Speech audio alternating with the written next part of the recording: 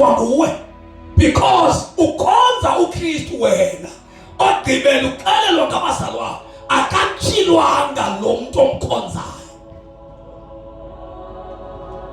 Paulos kayisithi ke ndimazi, ndilahlekelwa zinto zonke ngenxa yokonganyelwa kukumazi. Usubufike kwi-revelation yakhe. Bantu abaninzi basokolisa nje kuba bengekho elwazini. Nomazi uKristu uyanqaba, uyaluza. Kristu komazi, ngenxa yokumazi yokonganyelwa kuye ukhetha yena ezintweni zonke. Ingoma zikhona zonke izinto kulomhlaba, kodwa mina ngikhetha yena. Khetha, uyakhethwa. Sibekwa sidekwe zonke izinto, ubumnandi nobutsha bam, Nkosi kunobutsha ngikhetha yena. You choose Christ. Uyakhethwa. Funa ukumazi. So ka umazi uKristu ekongamela ukukhonza kwakho kwenzima. Yibona abantu bathi inzindisa inzima kakhulu. Awudla kunzima ukucawa. Kodwa inzenzo la inzima. Isafisi isimple indaba okusindiswa. Inzima ke kuwe kubinzenzo ufike isigqibo, ufuna isigqibo. Xa uzokhonza uThixo you make a decision. Wenza isigqibo awuvela uthile nje ayoqhawe uThixo kusexa wena apho uqhutywa kubhululo wakho asiye kula qawe baqawuza ungena kuThixo ungena relationship ebudlelwaneni wenza isigqibo sokumkhonza uThixo. And this is what uzosenza mamonakalo usenze izono zilapha.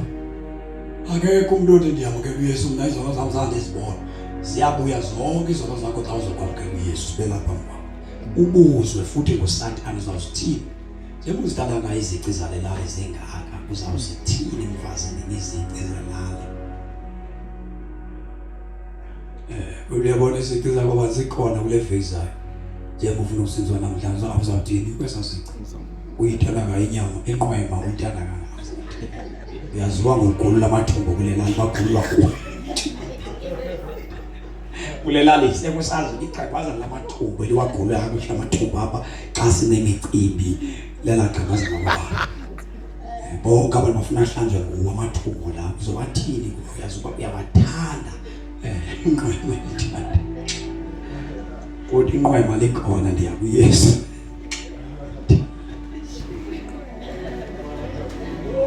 Siyacanga uwe ngokuthi zowulala kodwa uthanda ezazici befomo.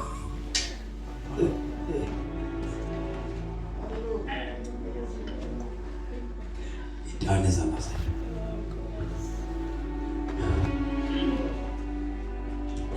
Ndifunele mamonakalo now.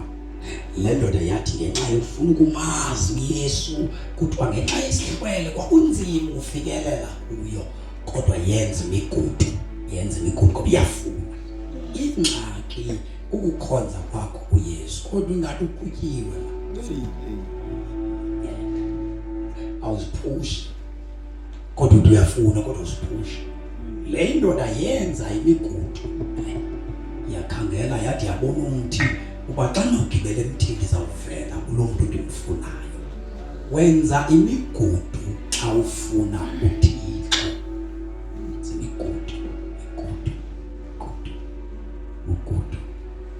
Imigudu xa ufuna ba Thixo. Imigudu yokuba uyamfuna uThixo. Yagqibela emthini ndoda yatsho yavela kule nto efuna ukuyibona. Xa usehla nabefisi siva uYesu egoduke nalaa ndoda olala emzinayo. Siva laa ndoda ngenxa yokufuna nokumazi. Xa seyimazi laa ndoda ixakwa ngamanye amadoda esithi uYesu ulala emzini kamoni. Laa ndoda ingapheki lomoni ima ngenyama. Yesu eyithethelela kodwa laa ndoda yasikhethelwa kwayo.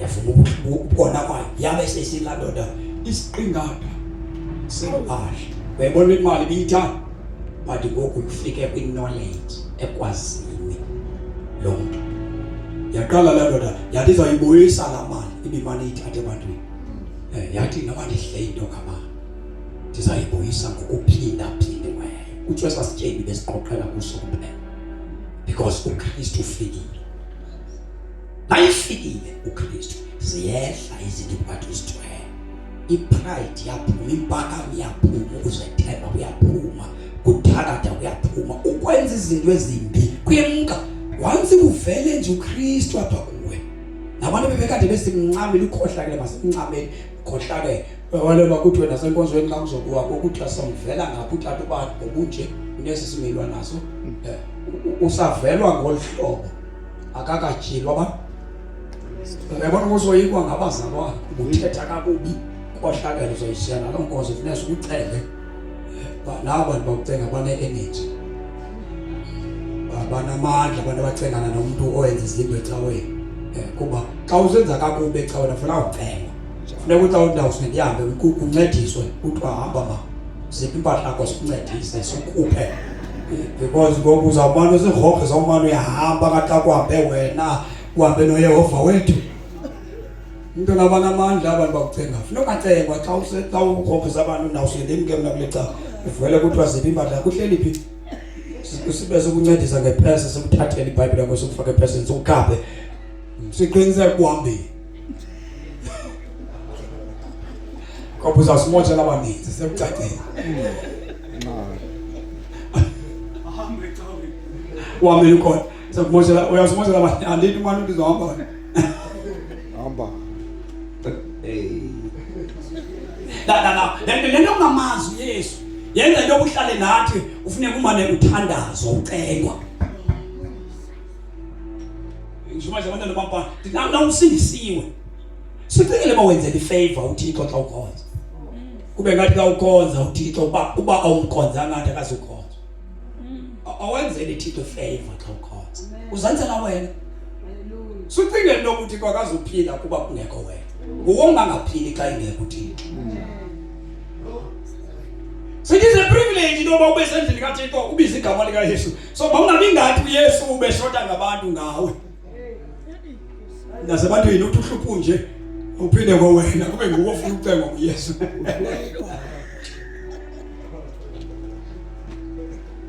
now wenzele thina uYesu faith not thina kwasenzele yena so kuba lapha sibulela ukuba uYesu sivumele saba sentweni yakhe sabandakanywa kwizinto zikaThixo singafanelekanga fanele xa sikhonza singakhonza ngathi yena ucenge thina sikhonze sibonakalisa ukuba lapha sicengile because ukungabikho kwethu apha injabalalo yodwa esingabayiyo thina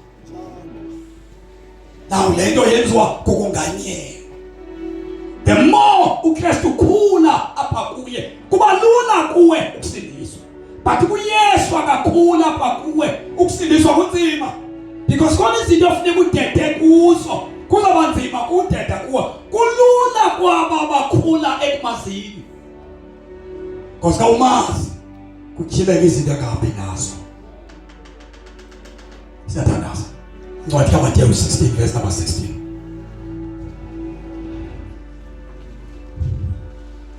yebo Nkosi ngiza kuwe ngithalole koko kwami mangisizwe uwe Jesu sizwe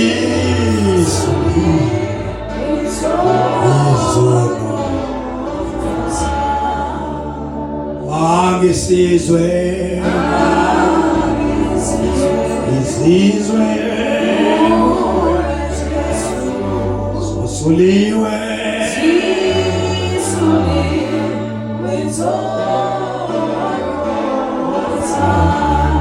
yenza kube lula le yokumazi xa ukhonza ufundisa abantu abangamaziyo uKristu kuba nzima ngendlela emangalisayo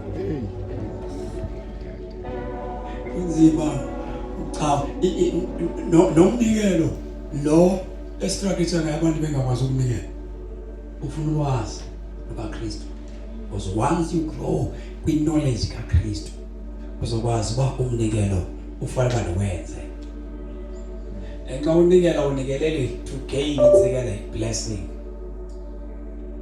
ukunikela inkonzo it's a part of a worship.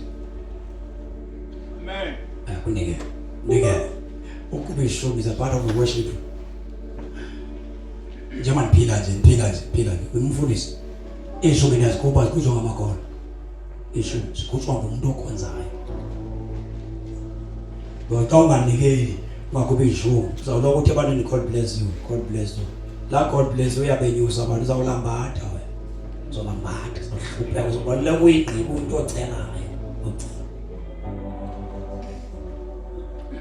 because wena wakholwa intoba umfundisi uyophiwa athi God bless you. God bless you angagqithiswa phela funeke nawe kuthiwe God bless you kuwe. God bless you kuwe because it is a part ye worship ukunikela. So ukunikela xa ungumuntu okhule kwazini uKristu awucomplain awuthini abazantu abangaphala uKristu bakwazi intoba banganikeli kwabona kuze ukuthi bamandelele nonganikeli bambona umuntu enikela yedwa iservice inkonzo wakhonza iconference yedwa abazobaqhube bonke yonke into yenziwe ngumuntu omnye bathi asikelele namzaba babona bahleli bathe dawu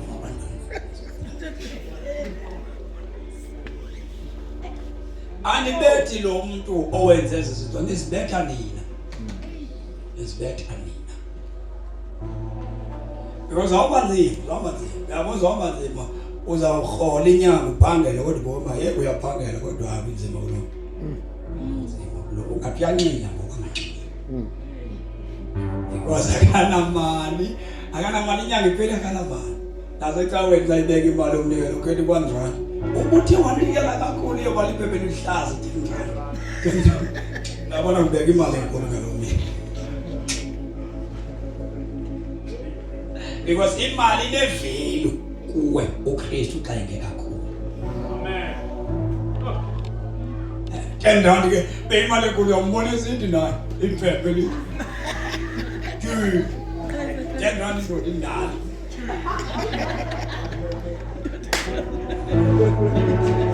abaya lo phela unikele kakhulu ucebo ukuthi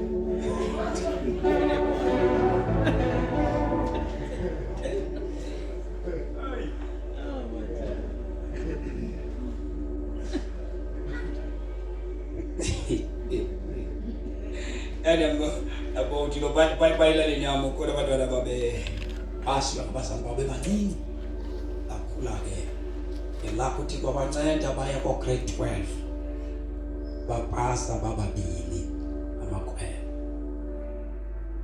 bantu babapasa bana bahlala esihli kumakhompyutha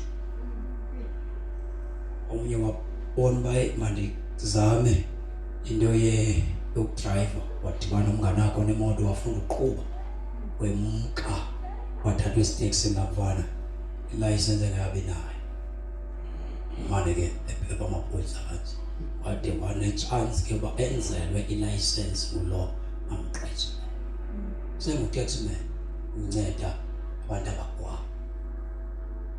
one day kwakunge-31st kaDisemba wathi umoya ngcwele kumna nomfazi kwamasihambe siye kwelakhaya siyothatha abantwana sibarejistare e-university bapase kakuhle kodwa isimo sabo asivumi imali abade bayinikwe nebhasari bayifumani yonke just nje bangorejista sathatha imali esasinayo semkanayo safika kwelakhaya babengenayesu babengasizwanga. Amen. Safike sathandaza ekuseni ngo-6 thandaza nabo bonke sathi uThixo sijume kuni banihambe niyoya esikolweni nina nobaba nanzima bemka bafana bokurejista futhi bathathwe e-university bafundela ukuthisha futhi bapasa bafana bafumana ibhasari bayisukaphatha esikolweni bafunda kantona bapasa baqala baqalisa baqesha omnye senomfazi ekhaya labo balifusile beninomnye ngecawe nibafuna bamdlabulela ugqiba kwaklinch omnye useya Sons of God ngoku ulinde ukuba ngumfundiseni kweyibandla yabo wathatha inkosikazi yakhe yathitha then yena uphumela inkosi walahla lamsebenzi omthisha wafocus ekushumayeleni elakhaya limile ngenyama because when ukhula inkosi uyathunywa inkosi not to focus ukunikela imali yakho only ecaweni nakwindawo uthunywa nasebantwini abanezidingo because uKristu ufuna ukuveza uthando lwakhe ngawe. So kakhulu inkosi uKristu uyakusebenzisa for ukuveza uthando lwakhe nakwabangakholwa ukuze bazuzeke baphinde bakwineke bathonze uThixo. Malibonke igama lenkosi. So lento kukhula enkosi isenzela into yokuba kube lula ukwenza lento uThixo athanda basiyenze. Funda. Ifundele incwadi kaMateyu chapter number 16 verse number 16 sesiyavala. Verse 16 waphendula ke uSimon Petros wathi wena unguye uKristu unyana kaThixo ophilayo. Waphendula uYesu wathi kuye unoyolo wathi wena Simon unoyolo because you are blessed because we are mazi uKristu. Ususikelelo lento kwazi uKristu ikwenza ube sinsikelelweni. Masikuba sinikela noma senze asithenga insikelelo sikuyo already we are blessed. Usikelelwe ungekenzi into usikeleleke ilento ba uKristu uyamazi. Asiyisidingo thina basema select insikelelo sithi select insikelelo ba thina we are blessed because we know Christ. Lelo ngamazi uKristu uzibhaka usenza izinto ezingamasikisi ulahlekiswa yilento ngamazi. Nje uthi bhayi yathi nyamthonga apha nje mandizuka kangaka lo mzi ndiyawuvala lo inkosi ndiyaphuma uthemba ndinaka into zakho zawunaka ezabo. Ndithi kwabantwana bam asikhuselanga apha kuba singcono sikhuselwa ngenxa yokwazi Kristu. Awethuswa ngamadimoni, awethuswa ngabenzi bokubi, awethuswa sisongelo zabantu noba umuntu angathetha kakubi kuwe akasebenza amazwi aqalekisa phezu komuntu owazana noKristu.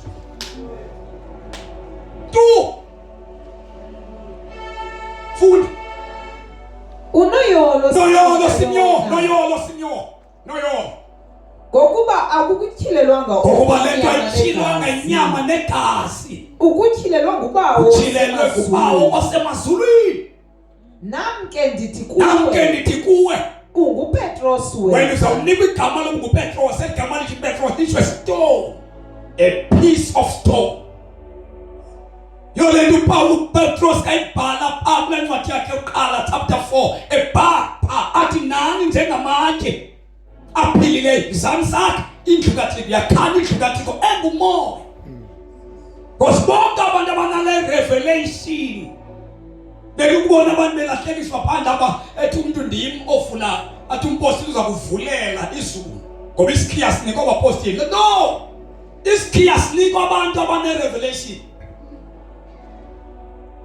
Uba uthi isikhiya sanikwa abapostile kusho ukuthi nabo abakhona siphila nabo zange banikwe.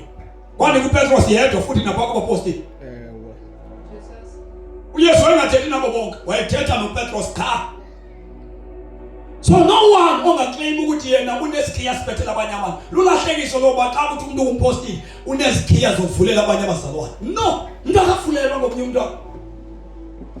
Umculo wasewisile uthi yayiguyo neba lokuvula izulu Christ alone. So once umazi uJesu wasana noKristu bazi iBhayibheli okubophileyo emhlabeni kuyabothwa nasezulwini kukhulunywa abantu bakaThixo ababhaptizwe ngamandla kaMoya Oyera. So lento yokwazi ibhayibheli yonke ndiyakunika isikhiya sobukumkani. Uthi uyazi bapha kuwe nesikhiya sobukumkani. Bakhona into evalekileyo phezu kwabantwana bam. I have the authority yokufula because uKristu okuwe ngaphakathi singena ngaye, samkelwa ezulwini ngoKristu. Ukwazi ukumazi uJesu kususa izinto ezingakwenza uchinteleke ukuya ezulwini. Ukwazi ukukhule kumazini uJesu kususa izinto ezithi uyothandaza zikwenza ube mncane, sithi nothi wena, because izinto ezingahlambulukanga ophila nazo zikwenza kufuneka ukuthi xa uthandaza ungakwazi ukuthandaza. Ubone izono zakho, ungabona ubuhle bukaThixo, ubone izono zakho. For the standards ndiyakulakhela phezu ibandla lawo. namasango wayengasakhulumi noPetro, wayesakhuluma ngesithiyelo, khuluma ngerevelation ukuthi phezu kukaKristu lo omchazayo yakwakha ibandla. The church alakhiwa phezu kwaPetros, lakhiwa phezu kwaJesu. Yonke uPaulos kabantu baseKorinte behluka, omnyeni ngokaKefas, omnyeni ngokaPaulos. uPaulos yabalungu isijonga akufanga thina, akekho yemnqamlezweni phakathi kwethu. Uthi ke nguKristu yedwa owayesabantweni. Uthi ke phezu kwakhiwa phezu kwakhe. Uthelo wesebenga omnye sebekhulu kodwa kwakhiwe phezu kwa iseko sebandla. Eli bandla ukuthi wasoze loyiswa leli lakhiwe phezu kwaKristu. So the more sikhula xa singakhuli imikhwa esithi sayilahla iyabuya.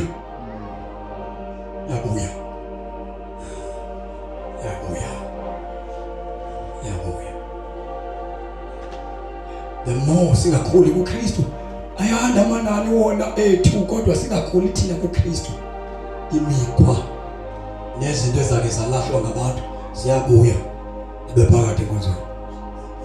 Because asikhuli.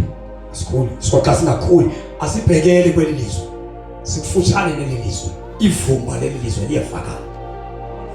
Imimoya elapha ehlabathini iyale affecta ibandla because amakholwa ayakhonza kodwa akakhuli, akone ecaweni kodwa akakhuli. Uverse number 10 kaFilipi mamunantsika sivale ngayo, chapter 3 verse number 10 yethu standards. Wena wafela aboni bomhlaba, wena wazisa izizwe itaba ibano tumo umaswe amaswe ibano tumo ibano tumo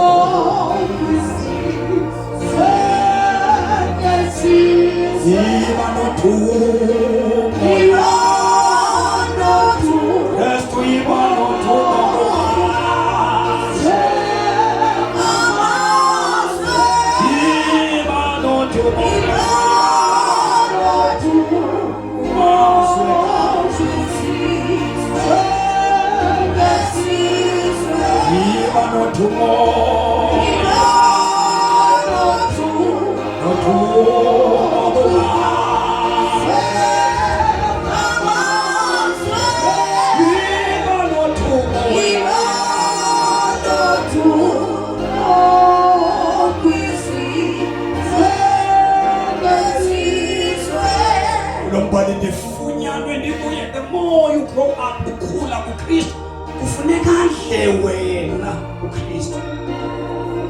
Verse number 10, adle wena akudle uKristu kuphele wena.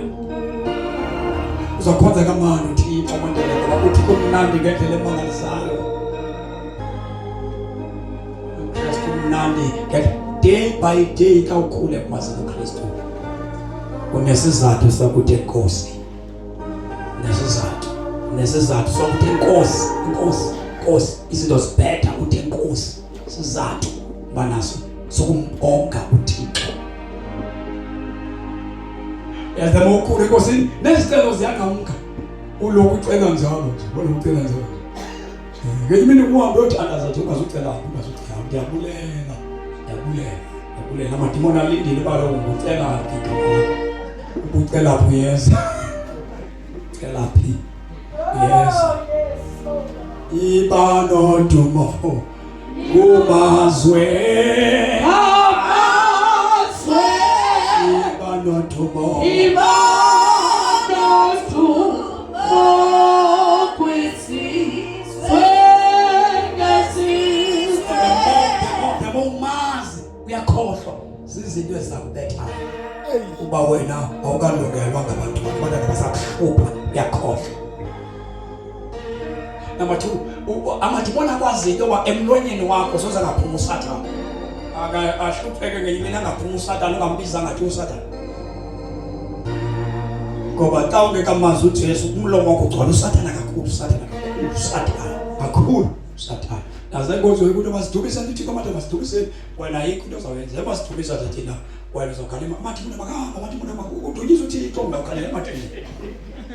Into nayo wena uthakathwe nguSathane benqobo.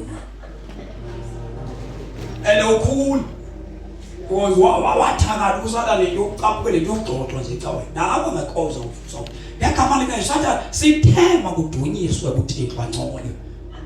Into na umlomo wakho ugcwele sa kana uthi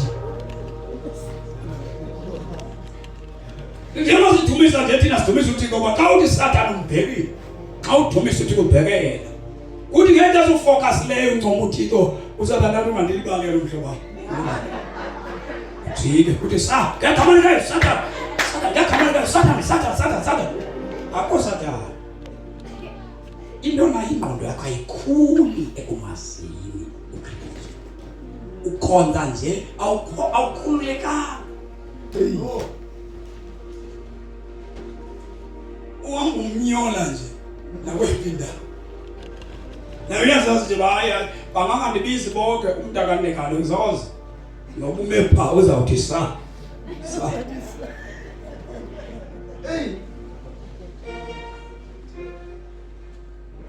Awukulela ngelinye yakwakhonza nje yabona ba endlini ndeba apha koSathane.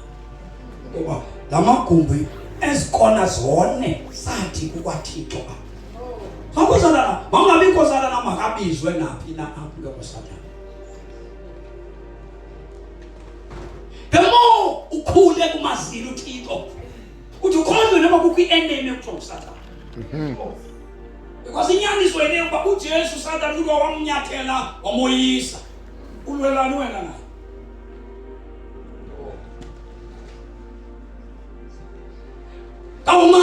Umazi. Ithetha umazi ungathethi nje bazama ukukhonza into umuntu omaziyo. Uthi zawusithi lapha uNkulunkulu lapha sive ngawusithi Sathane ukuthe ulapha nje. Abantu babini abahlalelane lona hayi ukukhona umnyaka omnye soba sewumemezele wathi apha kukhona uThixo apha zamamsithandaza khona uThixo apha ngoThixo uzalana umpingo wakho because ngeke wakumbona kuwe. So lento yenziwa ukungazi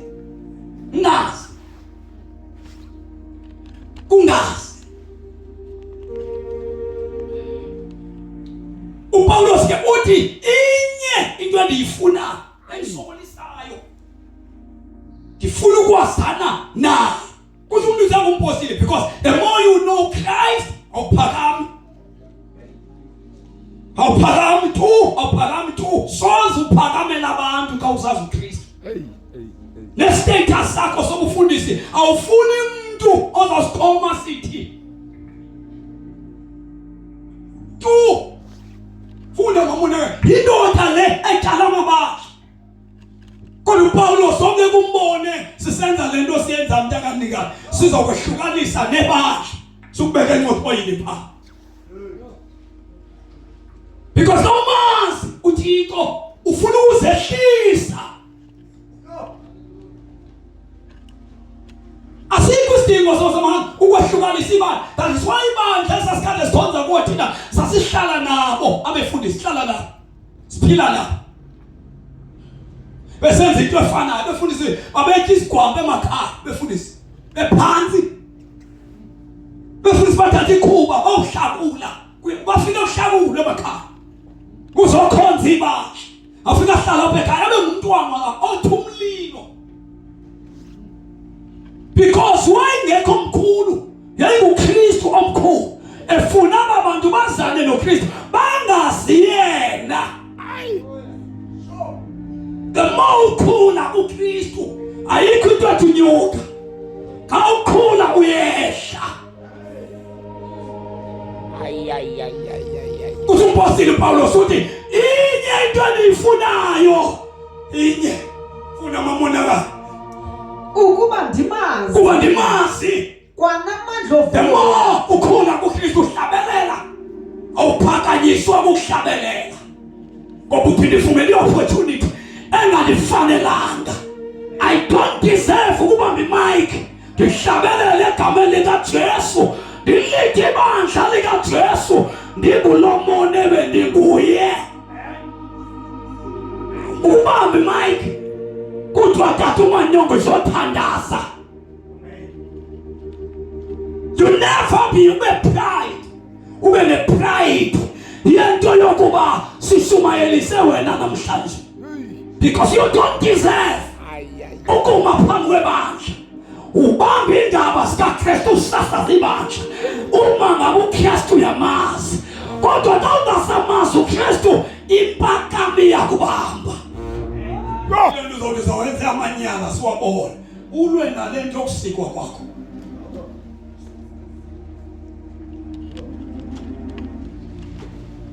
Ndimazi usona liyathanda ndimazi amabandla seyiwatyalile kodwa ithi ndimazi. Uyabona kusho ukuthi the more uyamazi the more uyaunxanelwa kakhulu. Uyandike limangazo kwakho yovela ukhule ube mdala uhluthe kuThixo. UThixo akahluthisi. UThixo akahluthisi. The more uThixo usithi ndiyamazi is the more uyavuleka ukumfuna ngamandla. Ndimazi ndazi namandla akhe. Ndingathethi ngawo ndofuna eBhayibhelini do I experience ndiwazi. Mandetha ngomonyo le ndingathethi ngento endiyifundisiweyo ndithethe ngento efikileyo. Ndimazi. Ndingathethi ngomonyo le ongafikanga thethe ngomntu ofikileyo. Endingatsho mhlophe kandichaza ngaye ndithi wafika wenza le naye evident endinayo.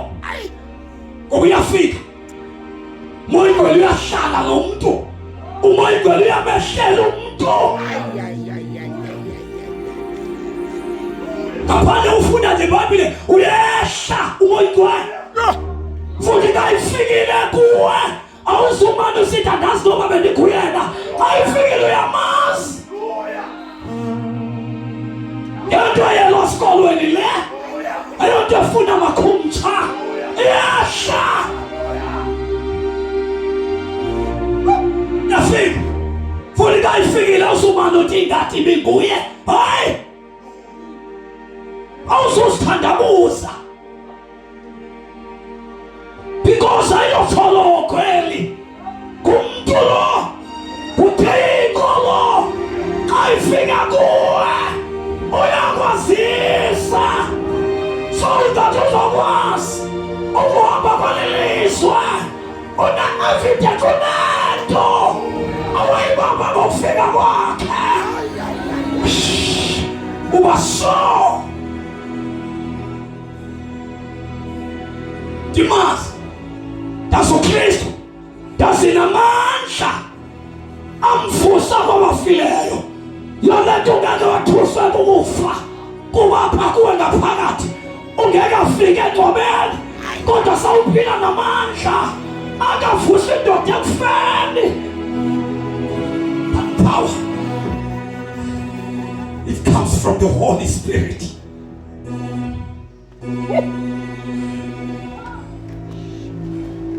Ifike izinyathele phansi inkanuko zelilizwe, ifike ingcwabe phansi ububi belilizwe, ifike ingcwabe into elizithandayo, ivusa into ebelingazithandi. Holiness, inhlanzeko, uba clean, ukusivuswa kwesazela, ukulahla kwamanyala, ukutshintsha komuntu ngaphakathi, ukubonakala kwehambo yakhe. Uba kulalali yaseluyengweni likhona ithekwazana elibanathamsanqa lokumazi Yesu lahlelwa, lahlelwa, lafikelwa.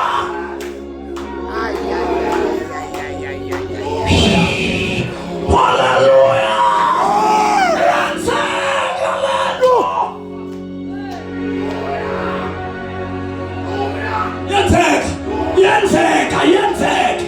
Yenzeka lento. Ikafika ikakhoyo, ikashayo, ayobhangile, ikakhoyo.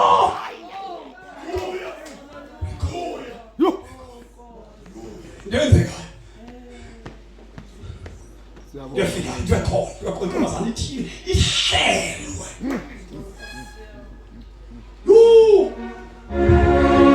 Yona into yehlakwa singayikha, into esikayo, into esikayikhombi kwabafana, into esithi nathi madoda sayithola ithamsanqa lokwahlelwa futhi ayibonga isenzeka.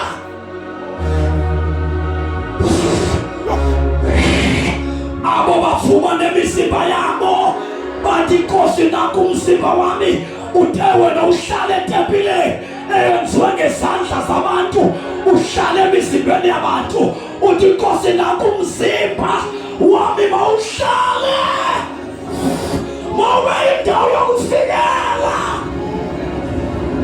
Umzimba not intendele umzimba. Uthi ufuna umzimba, uMichael ufuna umzimba, akafikela ethulini. Fikela emzimbeni.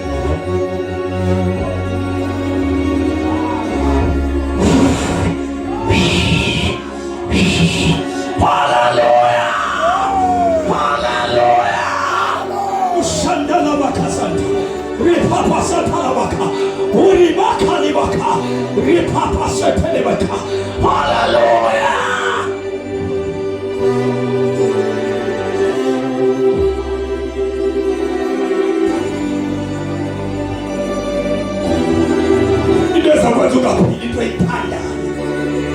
Into ethanda uThixo, into ezakuthandaza esungasafuna ukuthandaza, into ezakufundisisa ungalifuni, into ezakukhonzisa ungafuna ukukhonza, into ezakwenza uxolela abantu abazondayo.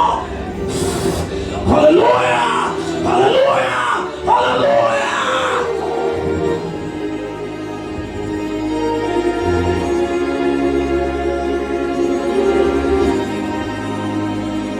Simanganya ukuthandaza. Simanganya ukuthandaza. Simanganya nje ukuthandaza. Awuvula umlomo. Ndiyakulangazelela. Ndiyakulangazelela, ndiyakulangazelela. Ndiyawufuna.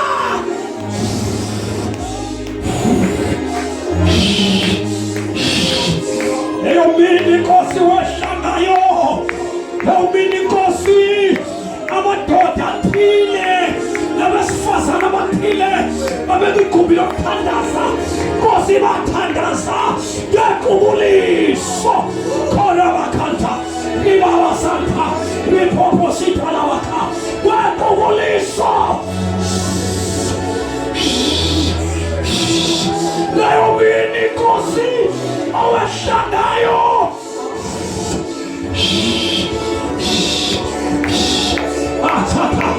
ripapasaka riendelebekesita apalimoko rimaya akasita yakamalika Yesu